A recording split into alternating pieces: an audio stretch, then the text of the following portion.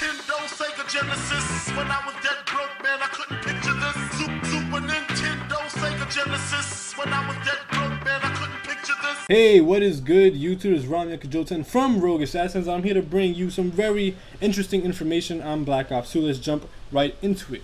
So, the information I'm going to bring to you is about the Esports Agenda Initiative. Now, what this does is it does a lot of things. It does 3 things in Call of Duty that has never been seen before.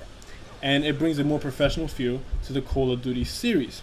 Now, the first thing off the bat is the League Play feature. What the League Play feature allows you to do is skill-based matchmaking, built-in seasons, divisions, and removes inactive players. Now, back to the skill-based matchmaking. This is very reminiscent to the Halo way of matchmaking. So in Halo, if you're a level 55 commander, you're going to be playing other people in the game that are level 55 commanders or somewhere near your level. That's also going to be implemented in Black Ops 2. Whether it's going to be implemented on regular pub matches or just in league play, we do not know. Now, built-in seasons. This is absolutely amazing. Professional sports have seasons. We obviously know NBA 82 games, NFL 16 games. Now Black Ops is going to have their built-in seasons within the game itself, and we don't know exactly how long a season will last, but Treyarch did say it's going to be anywhere from 30 to 35 days, so give or take is going to be a month for each season. Now divisions. There are going to be different divisions within a league.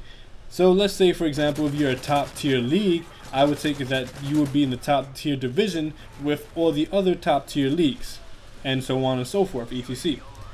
And the last thing in the League Play feature allows for the removal of inactive players. So like, let's say for example, you and your team do well for the first month in the league, then the game comes out, and then you're like, oh, we're number 1, we don't need to play anymore, and then you stop playing.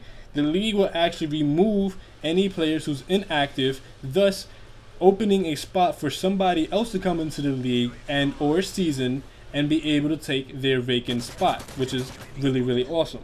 Now the second thing on the list is live streaming. Now this is very, very cool for those people who have prominent YouTube channels with very good followings. For example, Ali A, White Boy 7th Street, XJaws, and Next Gen Tactics, just to name a few who do Call of Duty videos and do live streaming every now and then and have a very good following.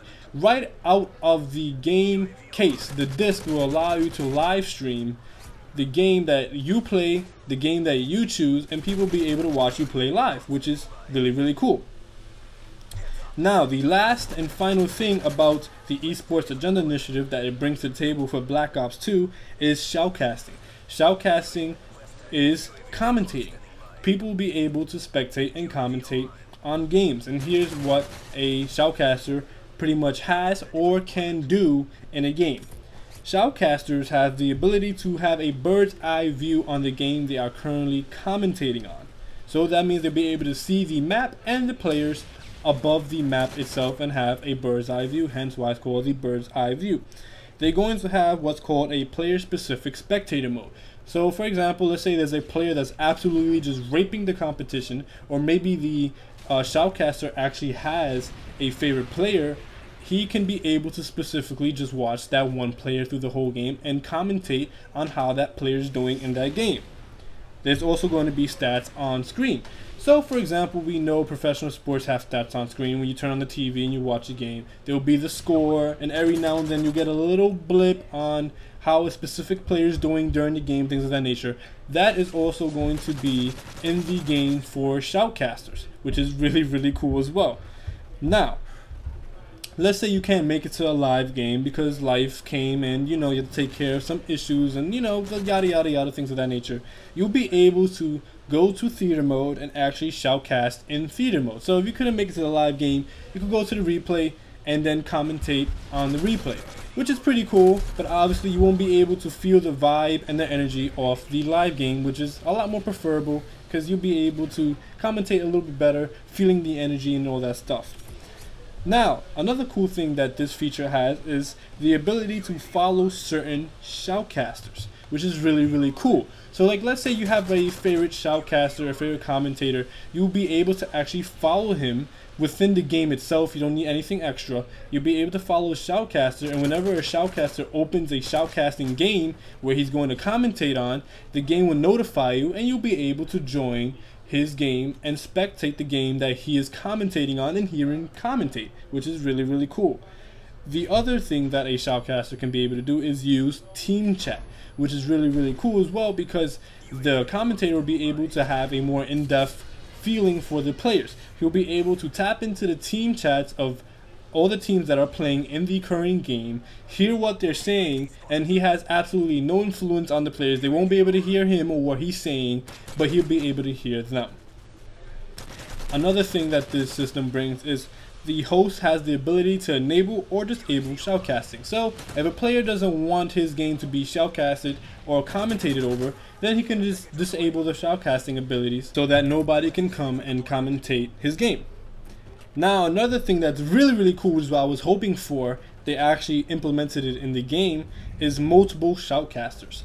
So for example, let's say you're watching a multi-team deathmatch game, which has been confirmed in the game, which is 4 teams. You can actually have 4 people commentating the game, and each one of you guys will be watching a specific team and can commentate for that specific team, which is really, really cool. Another great feature added for Black Ops 2. And like I said before, there is no influence that a commentator has over the players themselves. They won't hear him. They don't even know they know he's there, but while they're playing the game, he has no influence on them. So that's also cool as well.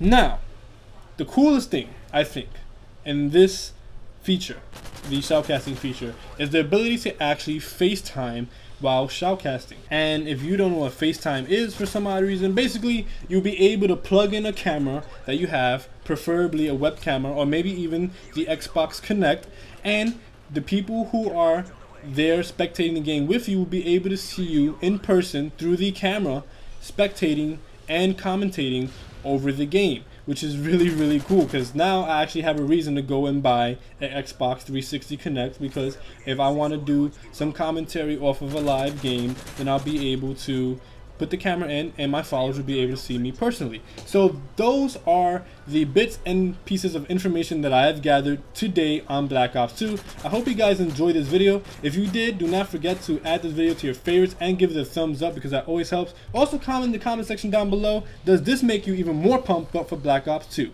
Alright guys, peace out. Catch you next time. I stay watching for any and all spiral kings who scheme to keep us underground away from my dreams. Yo, my team was destined to pierce the heavens.